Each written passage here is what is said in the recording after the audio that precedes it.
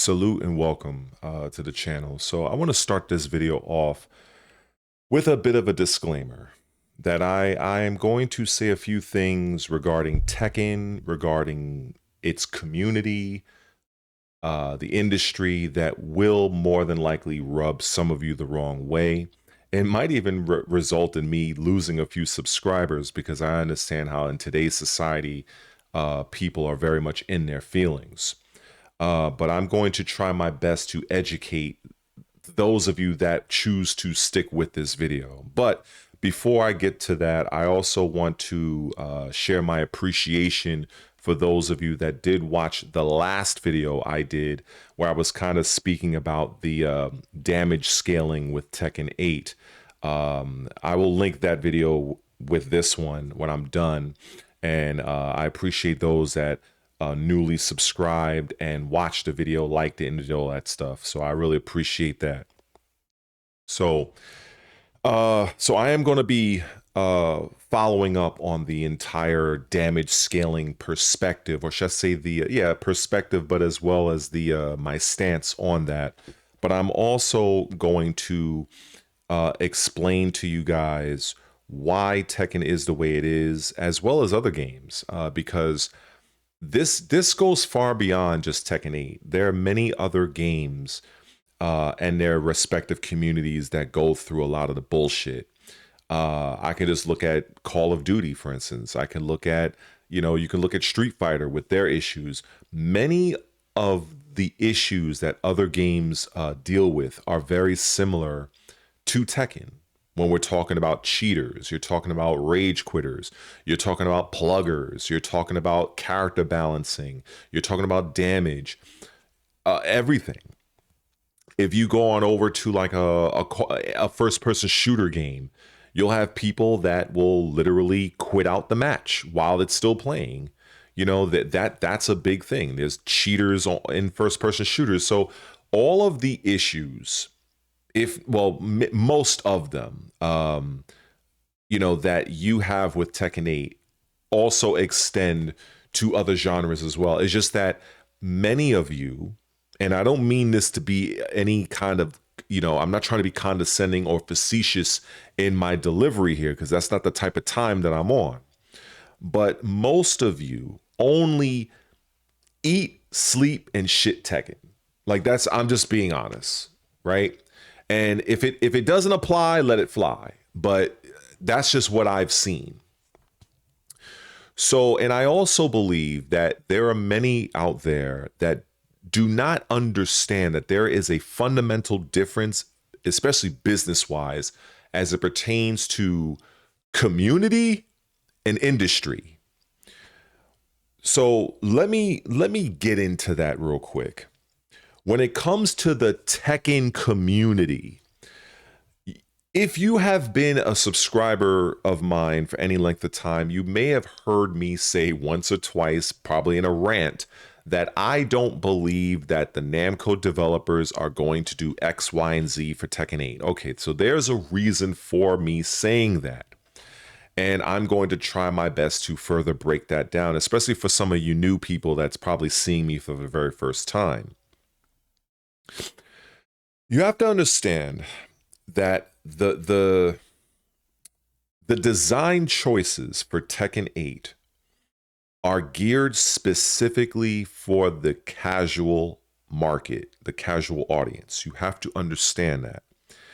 Now, I understand that there are people that are confused by this, so let me try to demystify this and try to be more clearer. And I'll even use myself as an example to kind of help bridge the gap of ignorance, to try to help you understand.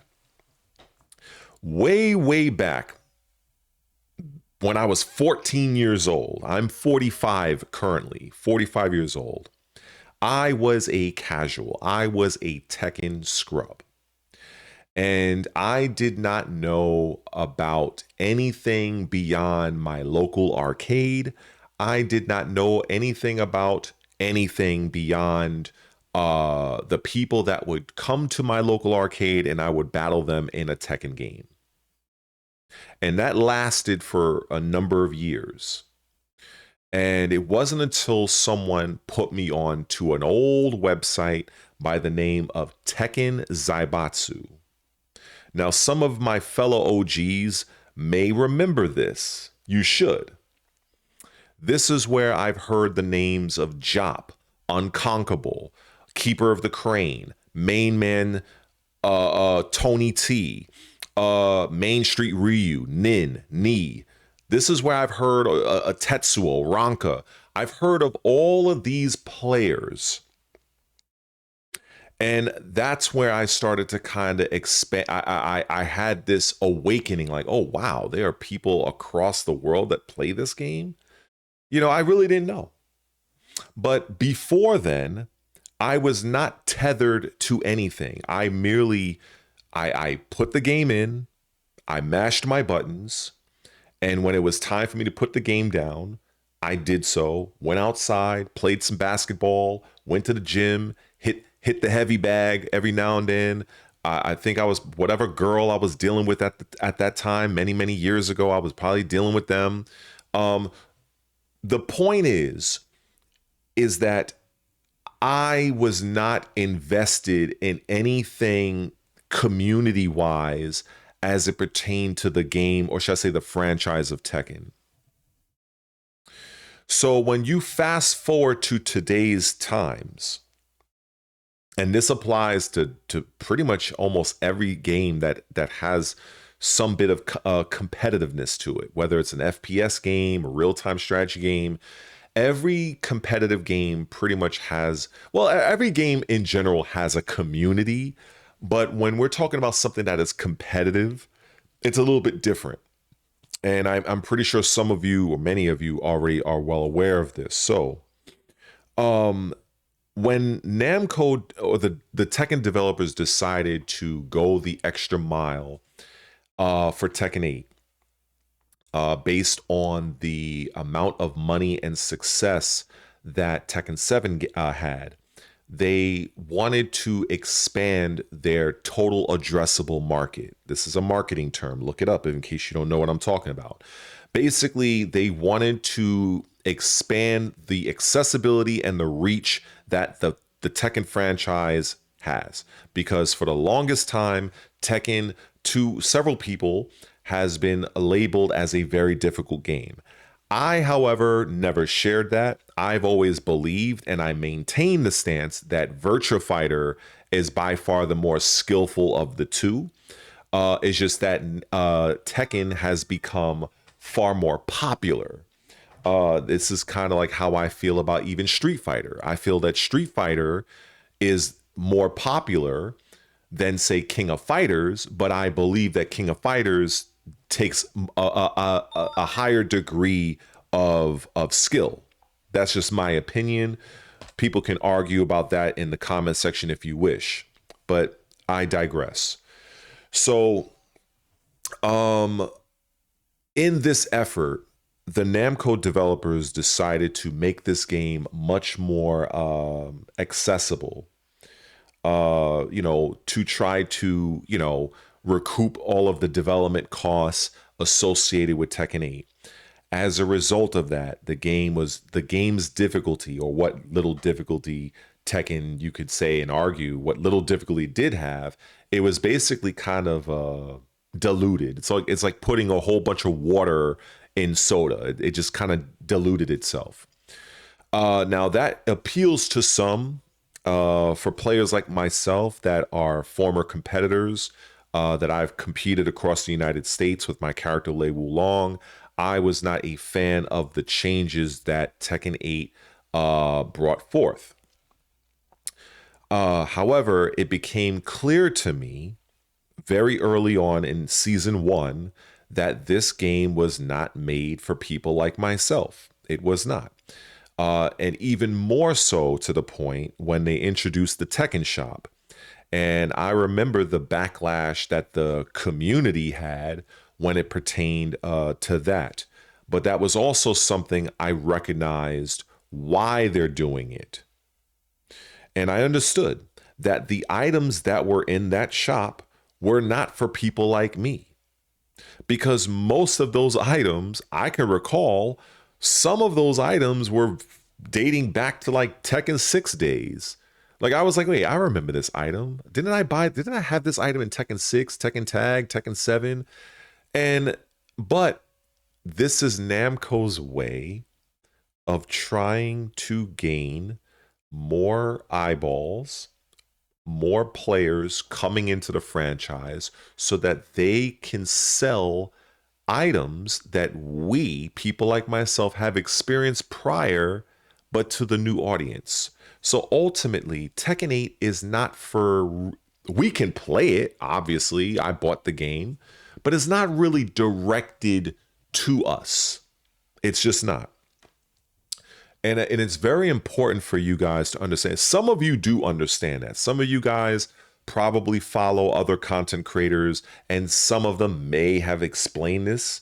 I don't know. I kind of feel like I'm the only one that's really talking about this because I've seen other content creators, I've seen my peers, they really speak only one language. They typically speak about the game, the frames. Oh, this is plus this. You can sidestep that. They're speaking on a video game level, and that's fine. There's nothing wrong with that. But people like myself, I speak on a game level, mechanics level, and design level, and a business level. A lot of other content creators, they don't do that either because it may not get them the views, or maybe they're just not that up on these type of topics. But you're listening to me right now, so I got you. Don't worry, just stick around.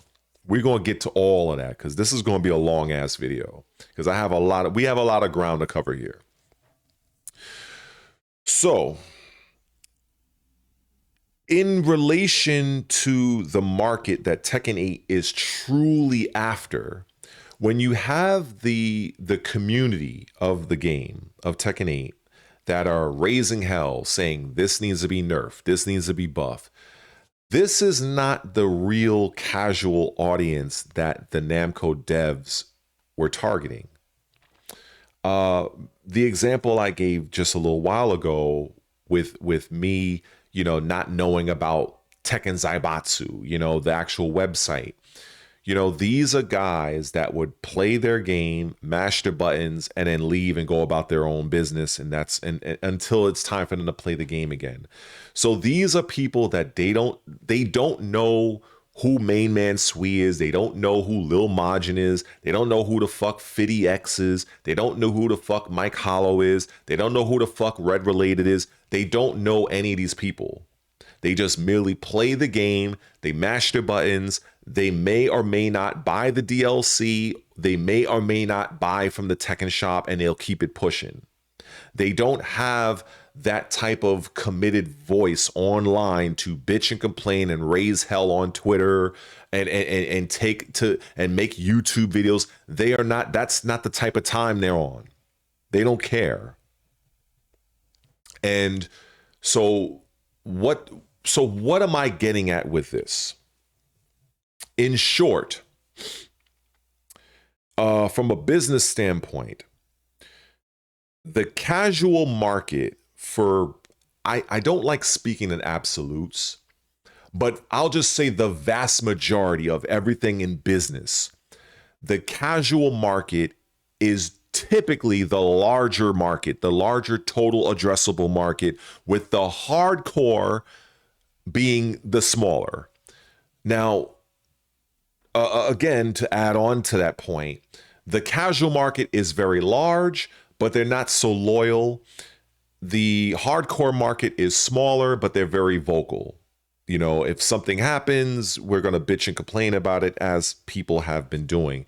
And this applies to every other competitive game, even non-competitive, but we're just speaking about competitive games. If you look at Gears of War, if you look at Call of Duty, Battlefield, if you look at Street Fighter, if you look every single competitive game, whether it is a punch, kick, a slash, a gunshot, every game across multiple genres has this.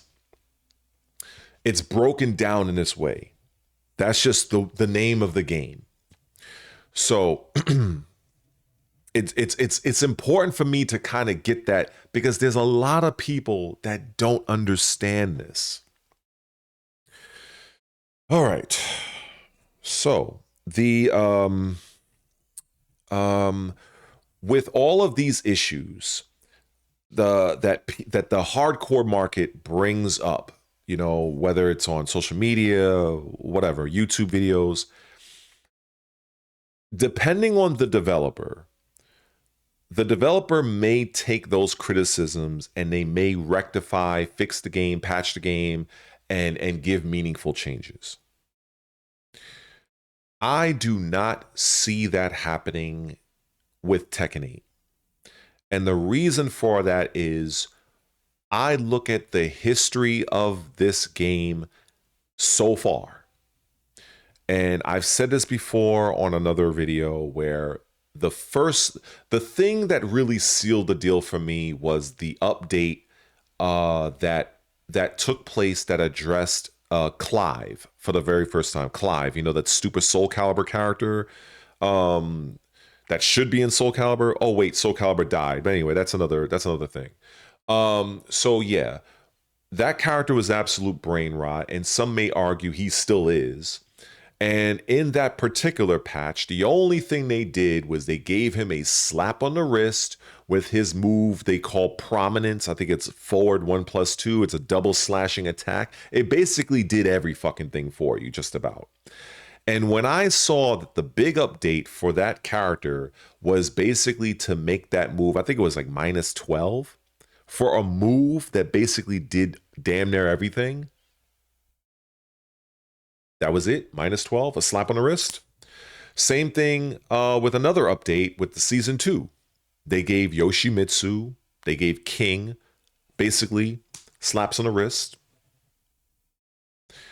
That's where I knew 100% that the developers, their mandate is to service the casual players that don't necessarily take to X or Twitter.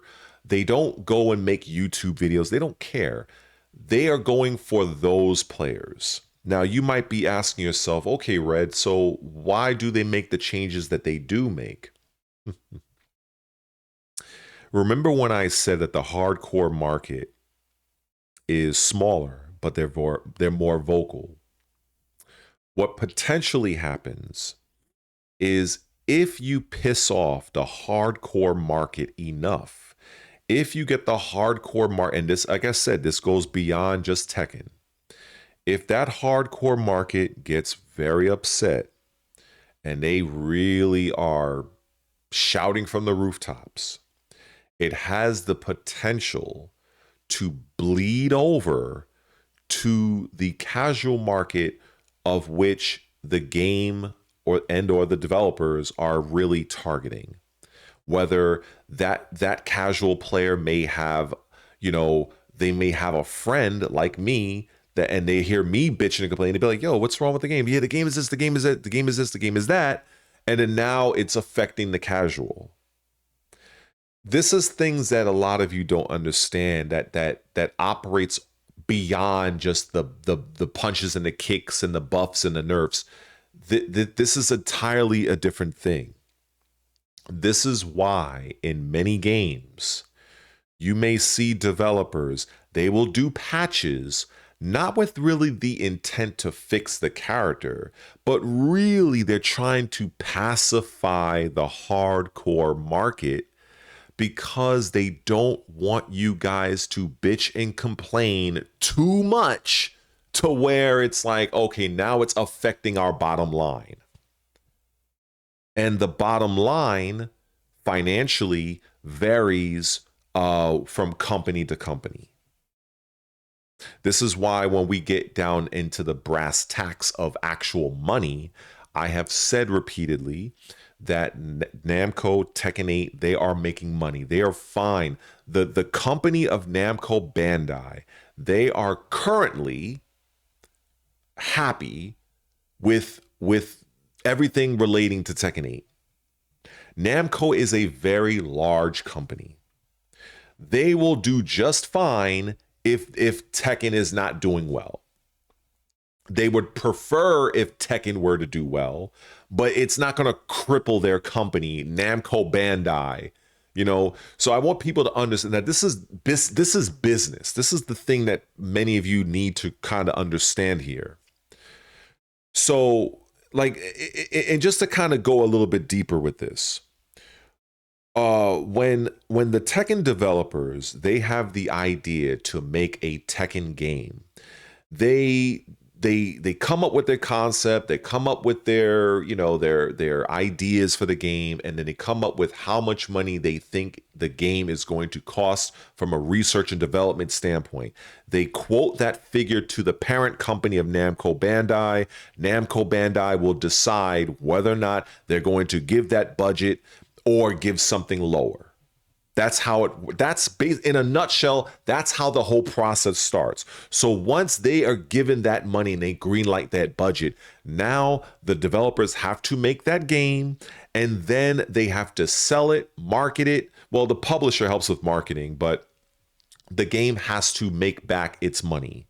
The initial development money that was given to the developer to create said game. This is how this works.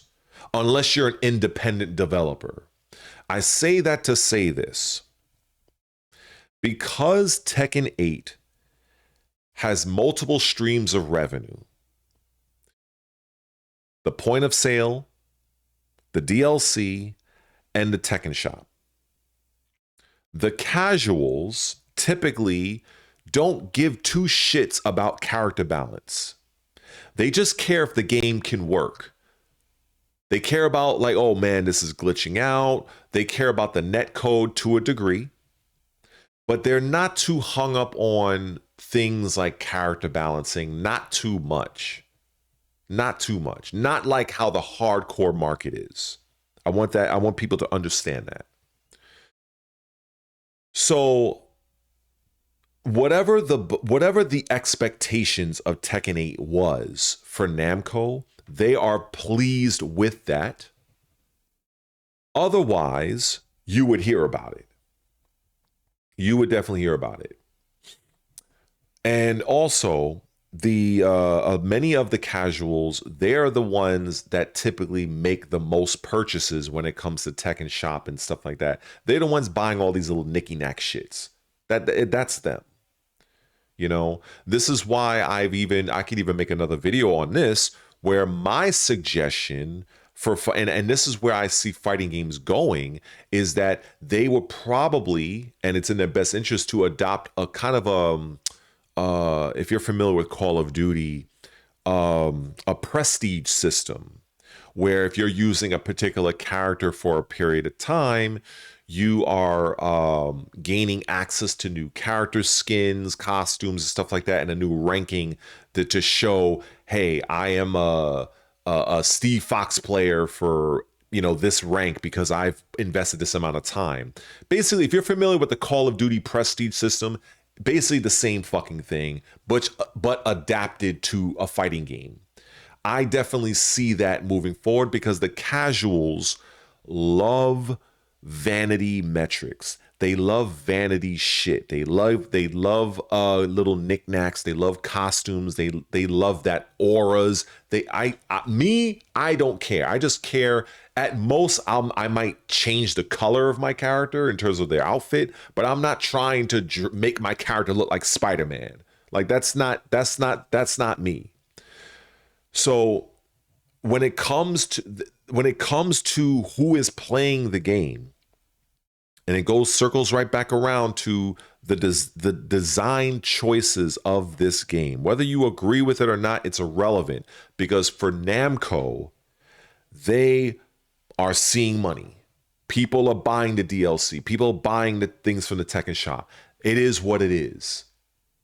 So with that being said, do I really see them putting forth any significant effort into fixing Tekken 8? No, I fucking don't. Could they? Yes. This is why I tell people, there's an old saying I love, and that is, expect the worst, hope for the best. And this is what I tell many of you as it pertains to Tekken 8 Season 3. Expect the fucking worst. Hope for the best. Because that's literally all you can do. That's it. That is literally all. The amount of issues, like, let me scratch that. I currently, at 3:45 p.m., January 11th, 2026, I don't even have that piece of shit game, Casino 8, Guessing 8, Heat and Rage 8, Tekken 8. I don't even have that shit installed on my Xbox Series X. But when I go and browse through Twitter or X as it's called now, and I see the sheer amount of complaints, I see the humorous videos of people showing the most outrageous combos, taking damn near 100 plus damage. When I see glitches galore, rage quitting left and right, plugging left and right, obvious cheaters, I'm seeing all of this shit and I'm like, it literally makes my decision much easier to just say, I'm done with this game until further notice. But for those of you that keep playing the game, my heart goes out to you guys. Bless y'all heart. If you guys are enjoying the game, if you guys are enjoying Tekken 8, salute to you. Because I do feel it is a bit hypocritical if you are consistently complaining about something and you're still playing it, right? The only difference is for me being a content creator, you know, it translates to views and clicks and a few dollars here and there and ad revenue, not much, but you know, but if you're not a competitive player, if you're not a content creator, there really isn't much use in playing something, a video game that you don't really like. I'm just being honest, right? I believe there's some of you that might agree with that sentiment. But yeah, I just don't see, getting back to the point of the developers a potential season 3 changes. I don't see the developers doing much for this game. I just don't. I do not. Why? Because as I've said also, they are making money. Now, and I said this before in a prior video, are they making Street Fighter 6 money? Are they making Mortal Kombat 1 money? Probably not. But that doesn't matter, because whatever the bottom line is from a financial standpoint that the Namco Bandai publisher gave to the Tekken development team, I would say a 95% they have met that and probably exceeded that. So why would they drastically alter the game beyond the bare minimum of trying to pacify, as I've said, pacify the hardcore audience of the Tekken 8 game? Now, yeah, I you know, they can do more, but I highly doubt that they will. So this brings me to the last video I did where I was talking about the damage scaling, where I said that the easiest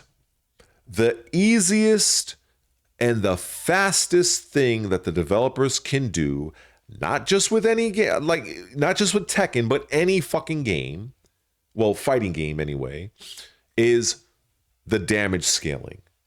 And when I said, quote, nuke the damage, there are people in that video, that last video, some of which have left absolute Bible. Like, I was like, man, these guys like literally typed an entire fucking midterm essay. And I'm like, God damn, like, you know, and a part of me, yeah, I can appreciate it because it's engagement. It helps with the algorithm and stuff like that. But it's like, do I really feel like responding to that? You know, so that's part of the reason why I'm making this video. But then when I thought about it, I was like, yo, I want to address some other things. But for right now, I want to address aspects of damage scaling as it pertains to Tekken 8 right now. In a game where I have seen combos go between 90 to 100 plus damage off of like whatever, a random pop-up sweep or a punish, you know, it just kind of is like, I just feel this is something that I have dealt with pretty much most of my life. I have been playing this game since 14 years old. Having high damaging combos is not new to me. I would even argue and say that in some respects, the combo damage of older Tekkens was even worse. some of you probably been playing the franchise as long as me, or people like me. But I've experienced everything. The issue I have always had with this game is the mechanics. I am not someone that is calling for this particular character to be nerfed, that character. I can care two shits. When you are a fucking lay player and you're fighting against some of the best Nina players, OG fucking Jin Master with Tekken 4 fucking Nina, Tekken 5.0 Nina, the character was so fucking god broken that the developers removed an entire move from the bitch and permanently changed her up forward 1 into the bullshit that it is now. Many of you guys don't even know what Nina's up forward 1 used to be like. So believe me, I say all of that to say, because I'm getting a little hyped right now. I say bring my voice down. I say all of that to say that if you guys think that you are dealing with bullshit in Tekken 8, you guys have no earthly clue on the absolute fuckery that players like me dealt with. Because I never use a top level character. I'm using fucking Lei. Okay, I'm having to deal with fucking 5.0 Nina, 5.0 Steve, 5.0 Ganryu. People forget about that character. Fucking 5.0 fucking Marduk. Like, bro, I can go through the ages. But the difference is with Tekken 8 is pretty much the removal of some of the skill needed to make some of these characters as bullshit as they are, and the actual mechanic of heat. So this is why I simply said, look, if the developers are going to change something, I feel that it should just be nuking the fucking damage of the game. And what did I say in that video? For those of you that may not have seen it, I said the alternative is the developers will have to fucking go into every single character and make all of these changes, which they could do it. They could. But it's a matter of, will they? And I don't believe that they will. I would like to be shocked, and I would like to be proven wrong. And then the Tekken 8 Season 3 is like the greatest thing since fucking, I don't know, sliced bread. But I just don't think that they're going to put forth that effort. Because to change certain characters' frames and to nerf, quote unquote, or buff or what have you, you also have to factor in the heat mechanic. And I do not believe that whether it's the heat mechanic or the rage mechanic is going to be altered any more than it has been. And the only reason why it was altered in the first place was because of what? The hardcore market, or audience, I should say, bitching and whining and raising hell. And isn't that what I said almost toward the beginning of this video? Where the Namco developers may make some changes to simply pacify that small yet vocal audience. I've said that, depending on if any of you are still watching, because like I said, I got a lot to say here. So If enough people in the hardcore audience bitches and complains, then maybe. But right now, I don't see that. I don't see an overwhelming force of opinion to change something in Tekken 8 currently. I don't see it. I don't see it. I don't see many of the larger creators talking about that. I don't. I see issues. I see, you know, people talking about this, talking about that. But in terms of like a unified front, like we are like really fed up. I don't see it at that level right now. I don't see it. So this also leads me to believe that the Namco devs or the Tekken devs are not going to make the changes that some of you are hoping and praying comes to this game for season 3. But I also want to be absolutely positively clear, crystal clear, because I know how people they like to misinterpret shit. I am open to being wrong. It is very possible for the the Tekken 8 developers to make wide sweeping changes for this game for season 3 and beyond. I just don't see that happening. And I don't see that happening because of the history of their updates so far. I just haven't seen it.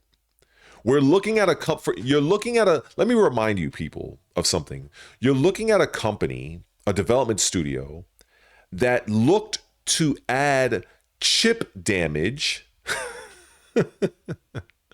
or recoverable damage, whichever one it was, for the player that broke a grab. Let that sink. I think some of you may have forgotten that. I can guarantee you that would have stayed in the game to this day were it not for a massive backlash. We're talking about a company that decided to put in a fucking anime role-playing game character like Miari Zo in the fucking game. Like, do you I don't think some of you understand that these developers they care about really a handful of things. They care about the money. They care about the purchasing of DLC, which many people have done so. They also care about the Tekken shop. And some of you may doubt the success of Tekken 8. Don't do that.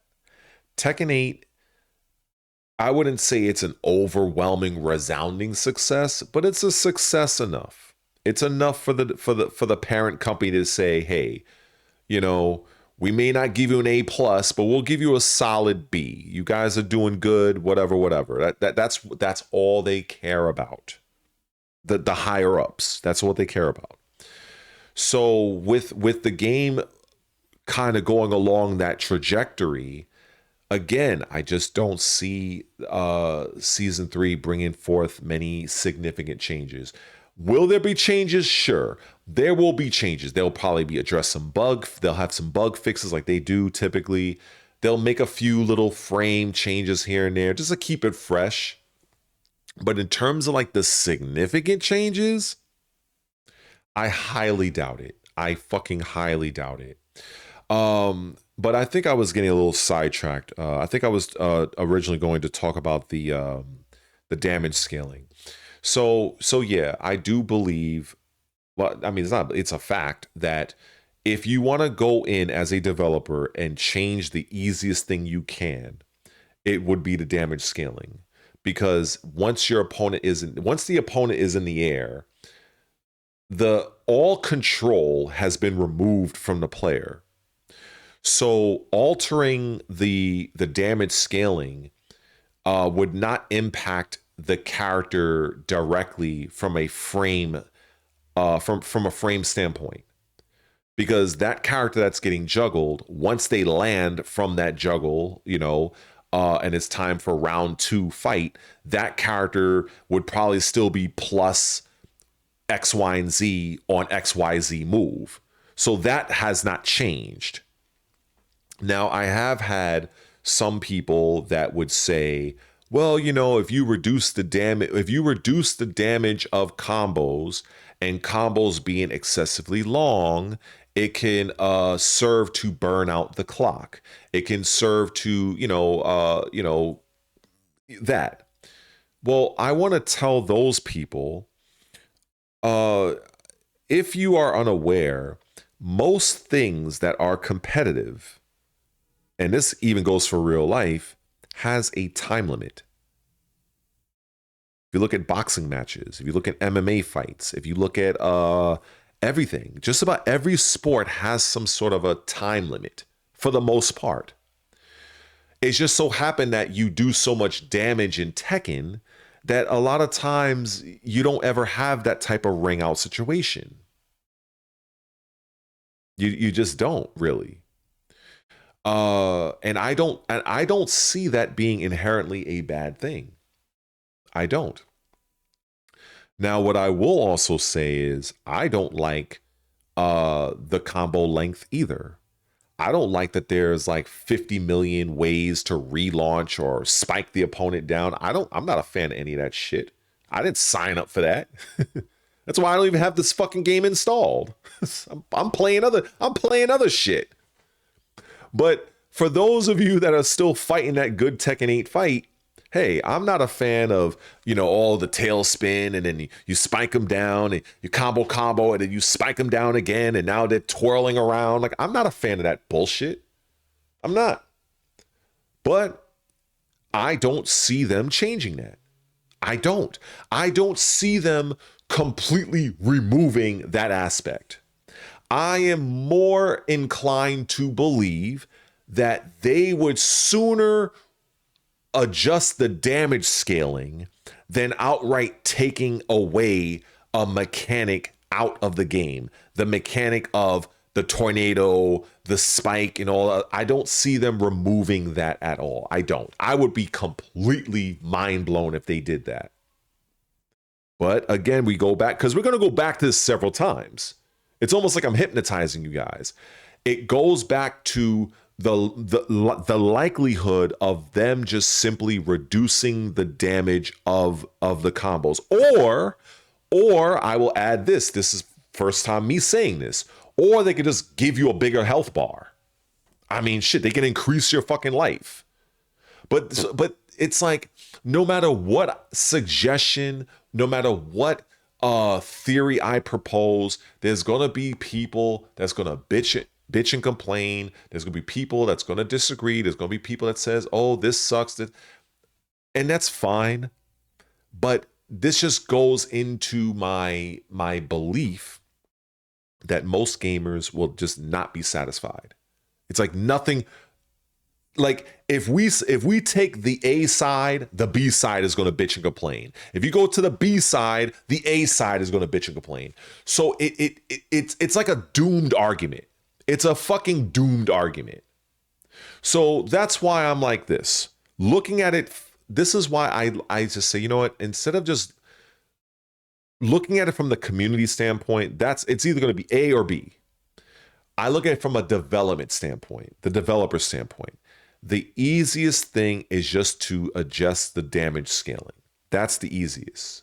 It's just a simple, if you go in the code, just change the percentages. That's it. And then I believe that depending on how the system works, it will reflect those changes in real time once you upload those types of changes. I mean, I'm not a game developer, but I'm willing to wager making a change like that is vastly easier than going to like all 30 something characters and tweaking all of their frames. I'm pretty sure there's a vast difference in time and manpower and effort when it comes to doing that versus just adjusting the damage scaling as a whole. Now, there are also players and commenters that have said, well, what, they mentioned overpowered strings, and basically they're suggesting that if I'm fighting against a character that has OP level strings, like maybe a Nina Williams, Anna, Dragunov, you know, whatever, characters that have really good poking, that the characters that may not have good pokes, they lose out because they can only really get their damage from basically death-like combos. Like, I don't fucking agree with that at all. And this is directed to many of you, or not many, but some of you that have left those comments in that video. I don't agree with you.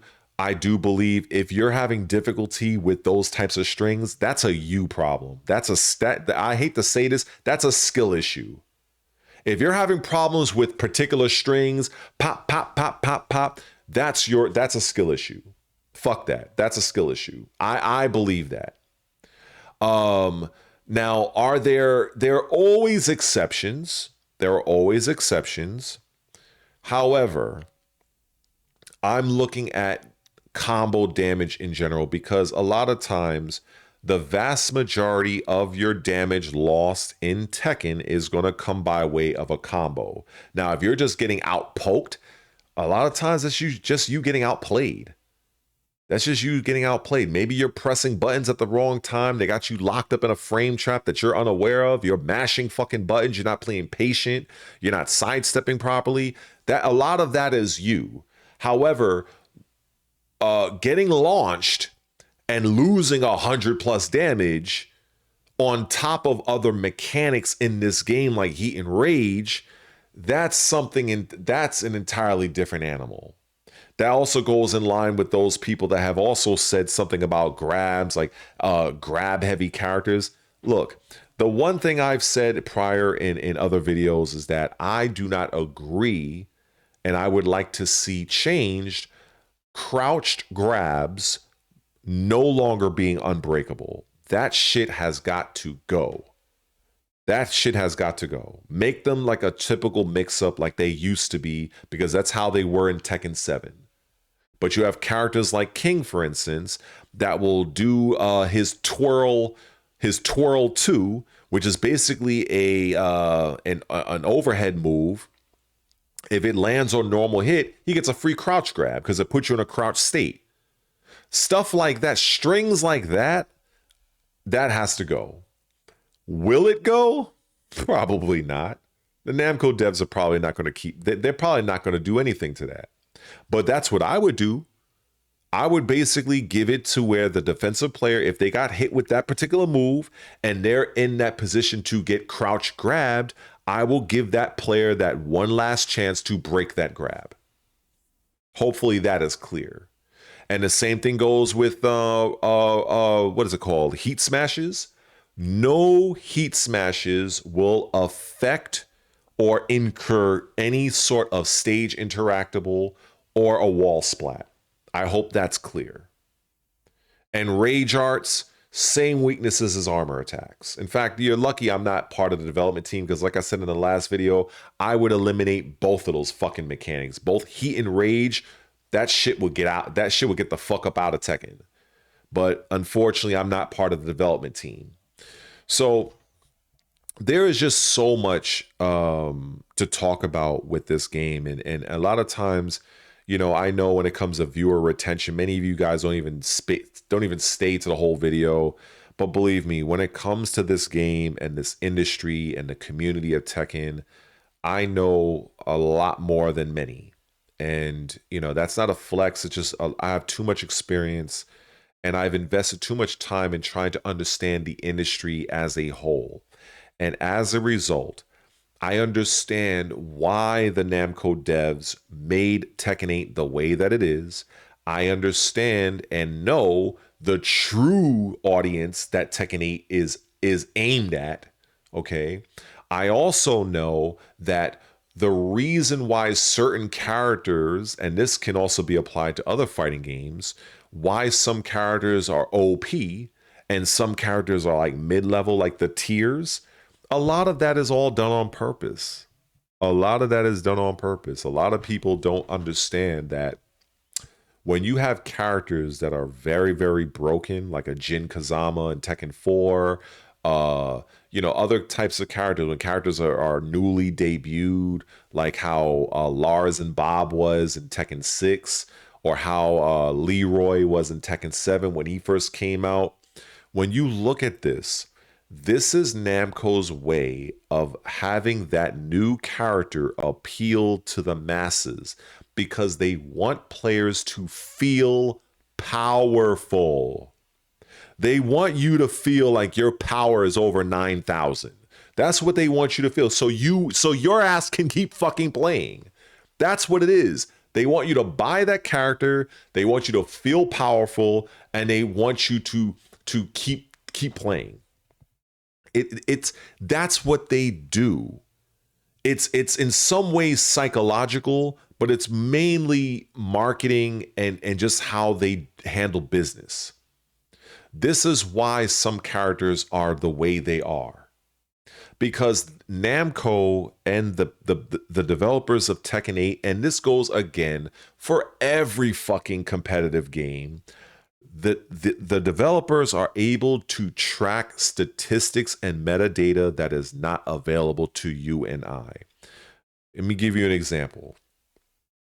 In Season 1 of Tekken 8, in fact, even during the closed beta, like I've said in prior videos, I knew from the very beginning that Tekken 8 was going to be a shit show of a game in terms of gameplay, in terms of balance. The presentation of the game, the practice mode, the net code is great.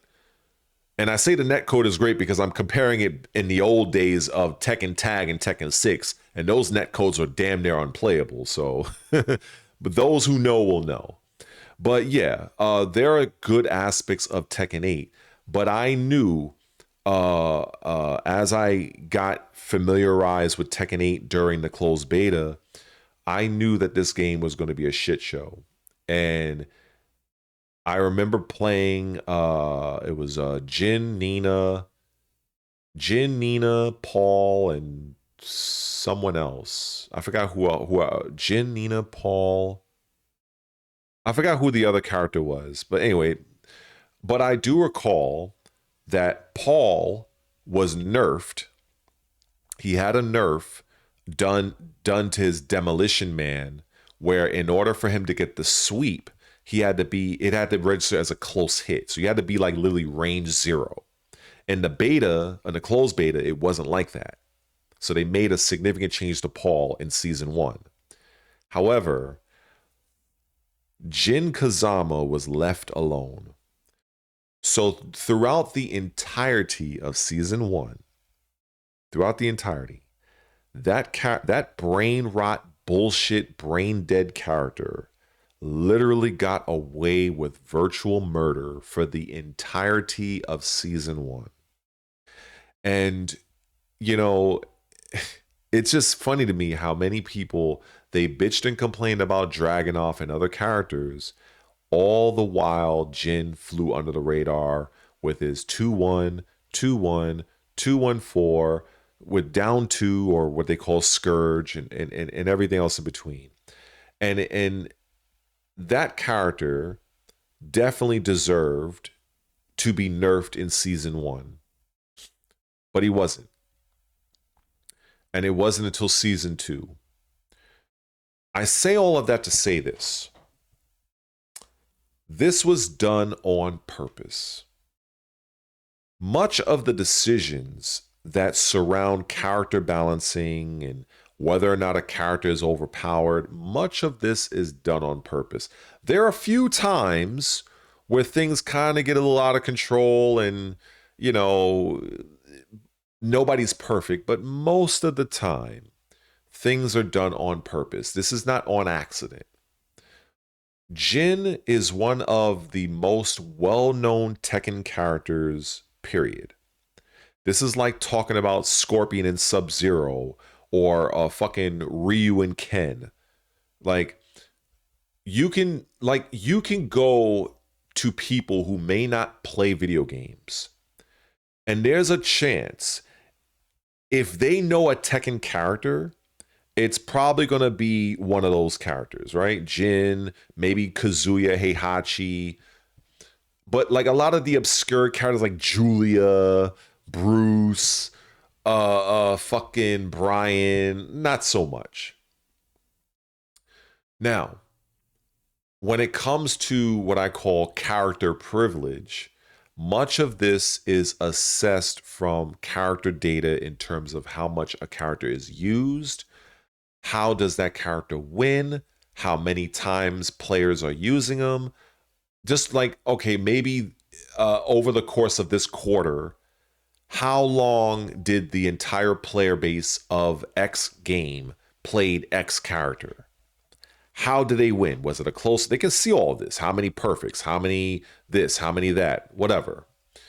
And if this is where it can diverge, because they will look at it and say, okay, this character is clearly a popular character. So when it comes to the next game, we're going to either keep this character strong or we're going to buff them, because this character will serve as a vanguard to potentially gain extra sales, because this character is recognizable. This character is stylish looking. We like the look of the character. We like the story, and so on and so forth.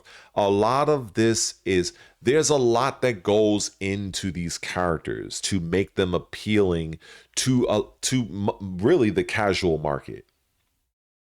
Now, to my understanding, if you look at a character like Anna Williams, from what I understand, Anna Williams was one of the least or the lowest used characters in Tekken 7, at least to my understanding. But they ended up bringing her back as the first DLC character of Season 2. Now, you might be saying, well, Red, doesn't that kind of dismiss your theory / argument? Not necessarily, because remember when I said that it can diverge? If they want to make a character popular and a potential star, and leverage some aspects of the story, they can do that too. This is why you have the ongoing feud of Nina and Anna, and you have their interactions, and it fosters people to use the character.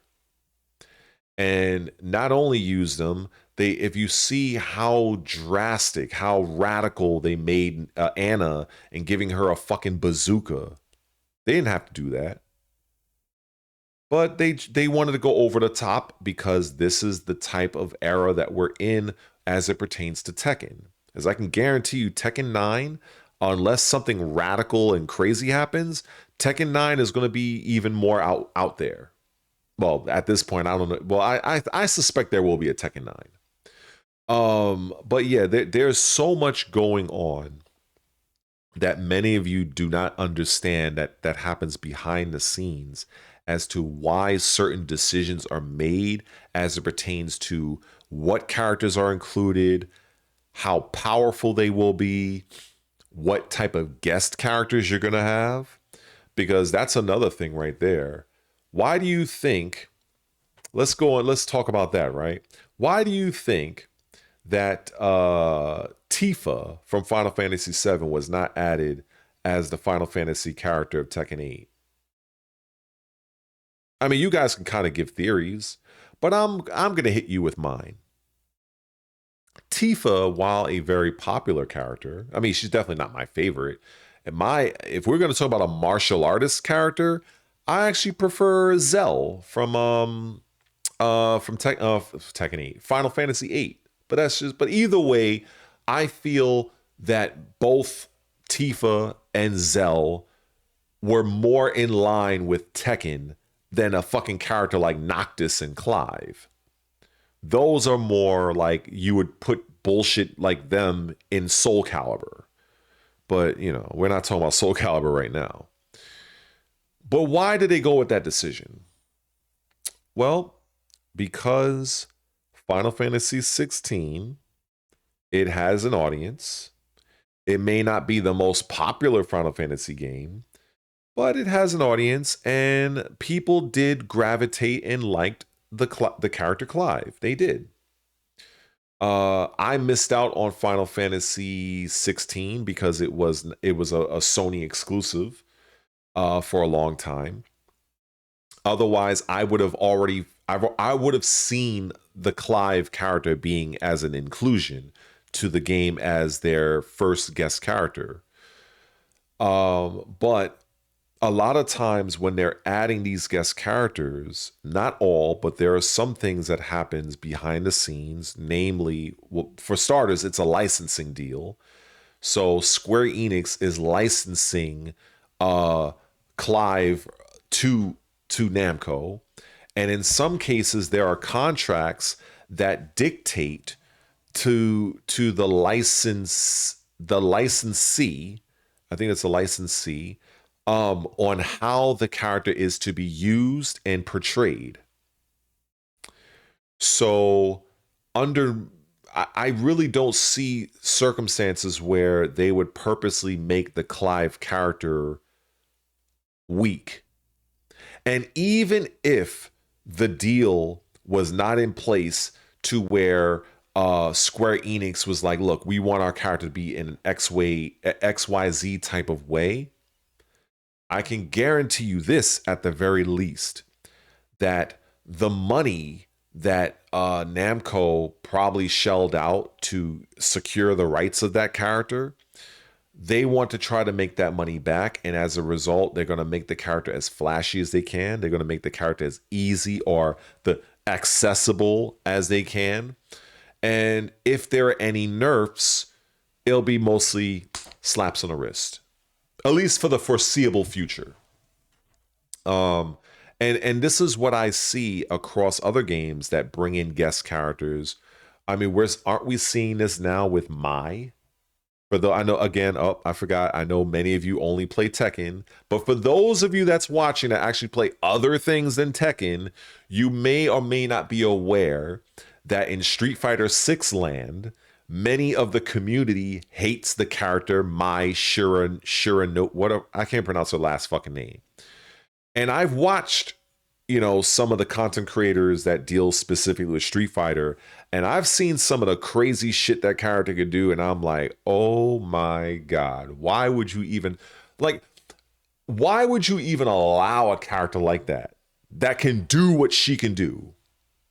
But again, this is a licensed character, and Capcom probably wanted to make her overpowered, or it could have been in the contract that SNK was like, look, if you want to put Mai in here, you gotta, this is one of our more popular characters. I believe Mai is a very popular Fatal Fury character for SNK.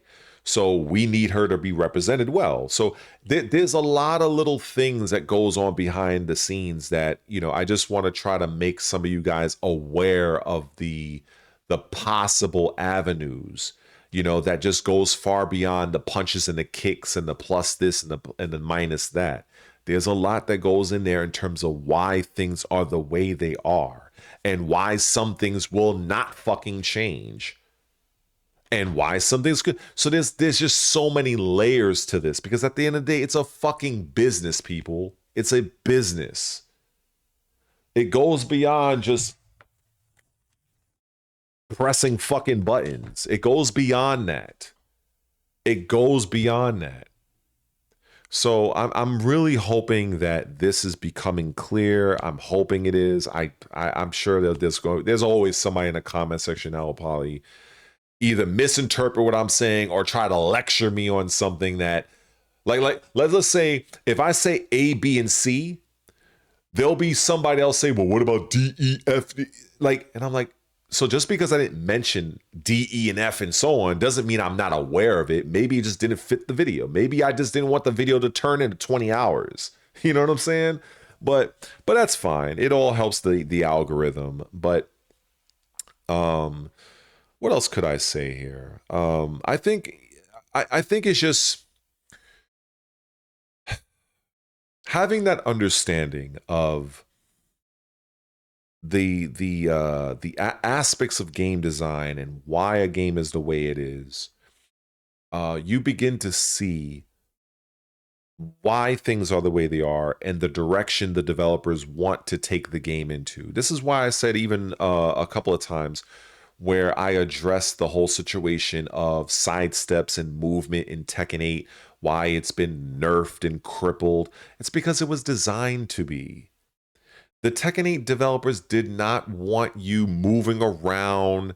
They didn't want that style of play. They wanted it to be aggressive. This is why and I've said this in comments and I'll say it again. This is the reason why armor attacks also imbued with a heat engager, because that was the de facto way to deal with aggression in Tekken 8.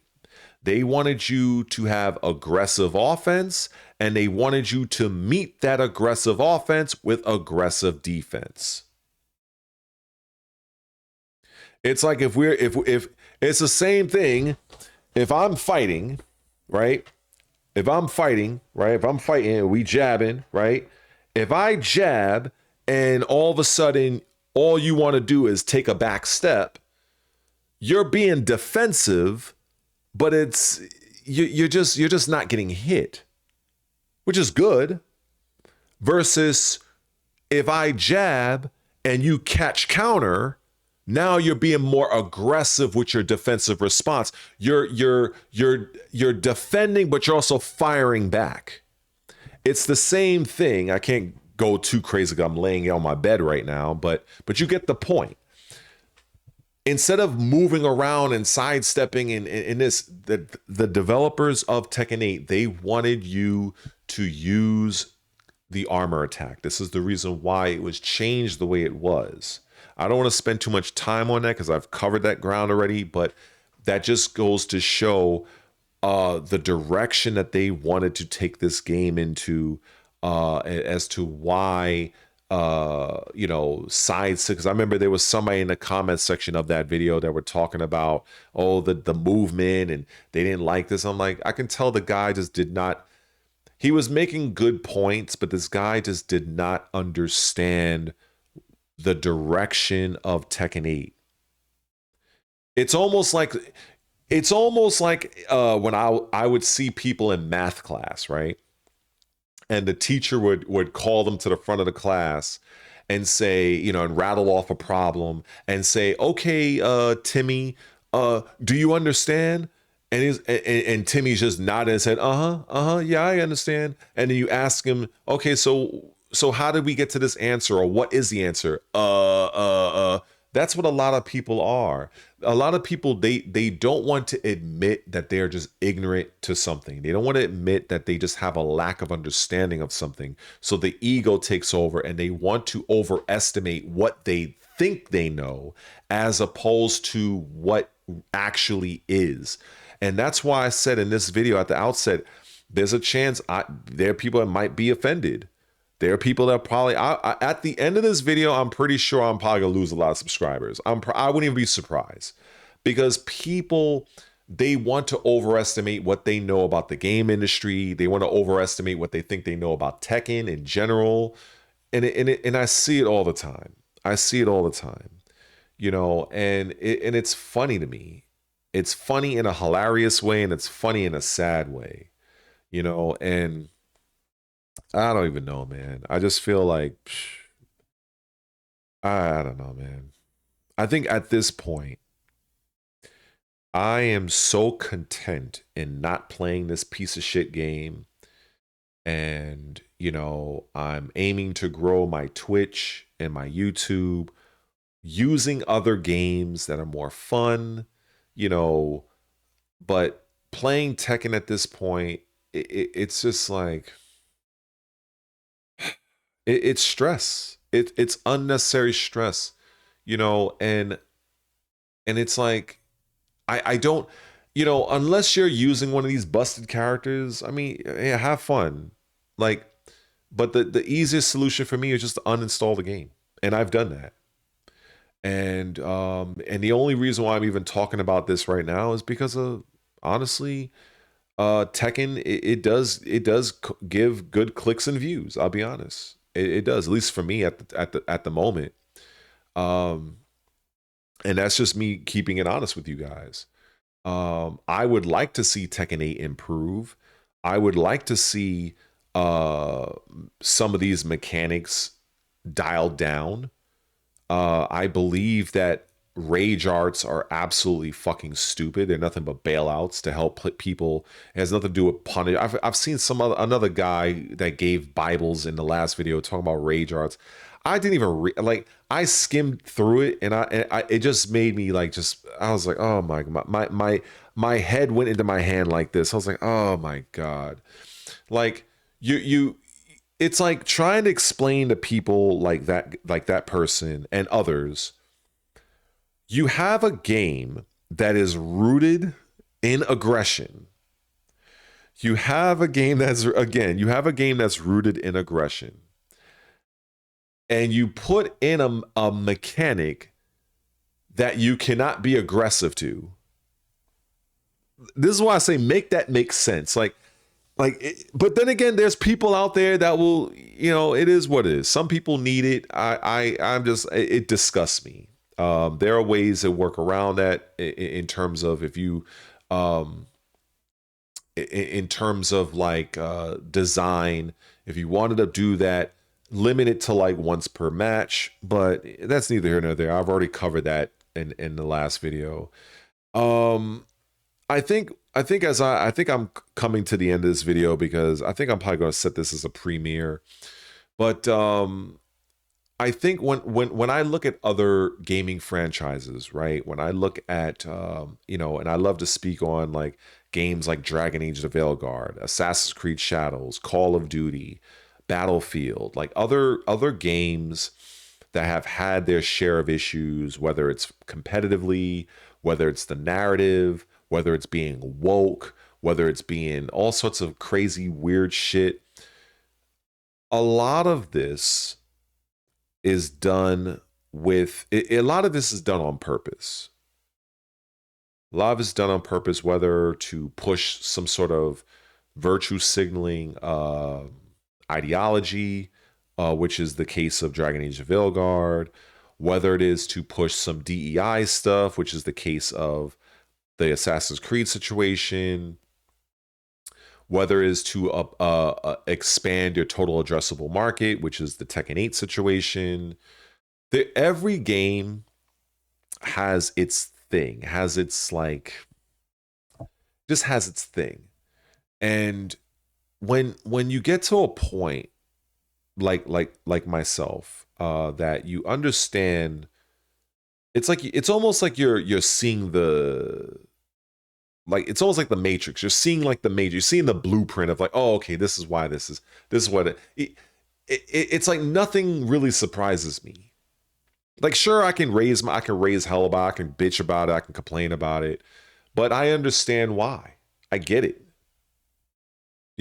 Like I guess at this point I'll go into another territory right now. Fuck it, right? I'm playing. The video's almost over. It's over an hour anyway. Why not, right? When I look at a game like Dragon Age: The Veilguard, for instance, right? I really enjoy the game. I play the game. I own the game, but it has a lot of the mental illness, non-binary bullshit in the game. So basically, that game never reached the full potential it could have because the developers decided to put in a whole bunch of bullshit that the vast majority of their audience decided didn't like, which is why I come up with the term of controversy over community. Same thing with Assassin's Creed Shadows. I love the game in terms of it being a ninja sandbox, and I'm going to be playing it on stream very soon. But the inclusion of the Yasuke character, that was very controversial. That set people off. When I'm playing an Assassin's Creed game, especially in feudal Japan, I never stopped and thought, ooh, I can't wait to use a samurai in feudal Japan in an Assassin's Creed game. That doesn't come to people's mind.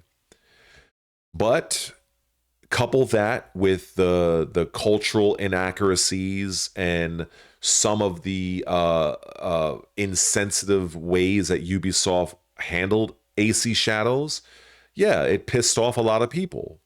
But if you're looking past the controversy, as far as I'm concerned, the game is great for me because I'm using Noway. I love stealth games, and this scratches that ninja itch. Sekiro, game 2019's game of the year, great game, but it doesn't have it's not that same feel for me.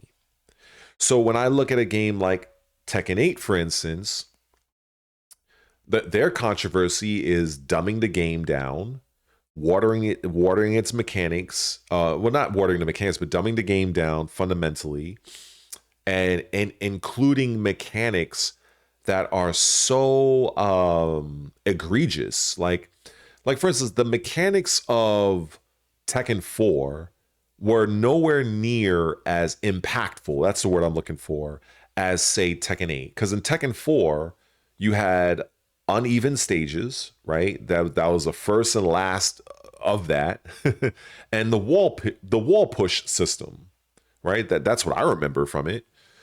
And neither were like, oh my god, like, really was so impactful for the game, where it superseded many of the characters. It didn't. When you look at Tekken 5, you had the crush system, right? In Tekken 6, so every game has its share of mechanics, but it's like, it's how much of an impact those mechanics make on the game itself. Is it just making the game newer and fresh, or is it really setting the pace and setting the tone of the game in what many people would agree and say in a not so positive way? If you look at Tekken Tag, the mechanic there really was just tagging your character in and out. That was really the whole that was the main mechanic, Tekken Tag.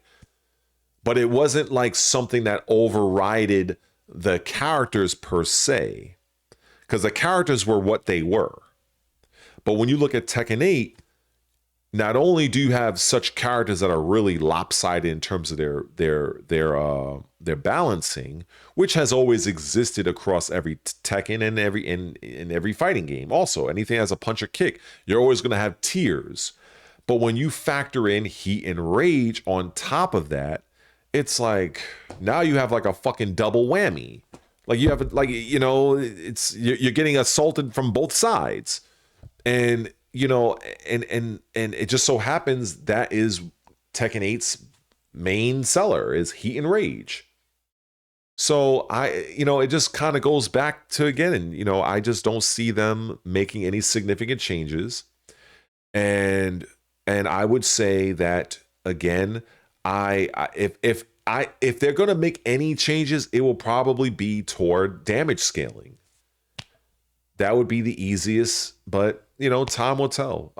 I will stream the season 3 patch notes whenever they release.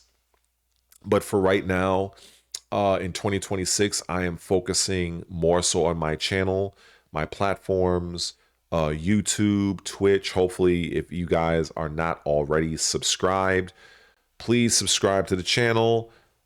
I guess subscribe, or I guess follow over on Twitch, because I'm going to be streaming on there also, and I'm going to be doing what I can to grow and build. And Tekken, I don't see myself ever outright like completely giving up on the franchise of Tekken, but at present, I just don't see any. I don't have any motivation to play that game right now.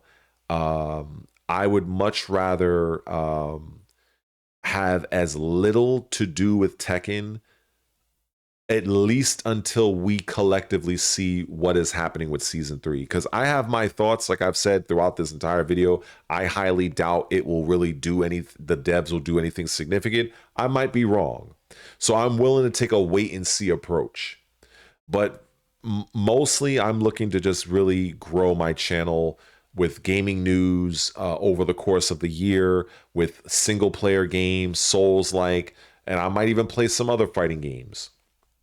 And if Namco does a good job with season 3, and especially if they bring my character back, which is Lei Wulong, then I'll play the game more often.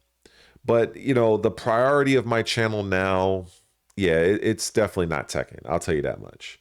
But anyway, I'm approaching an hour and 20 minutes.